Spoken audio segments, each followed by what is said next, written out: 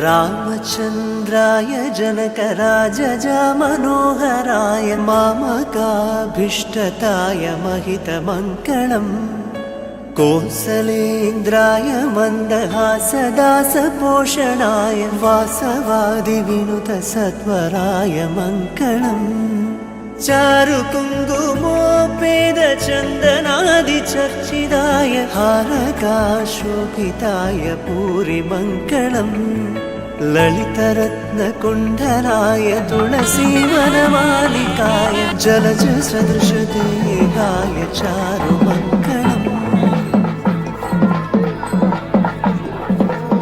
रामचन्द्राय जनकराजज Manoharrai मामकाभीष्टताय महितमङ्गलम् कोसलेन्द्राय मन्दहासदास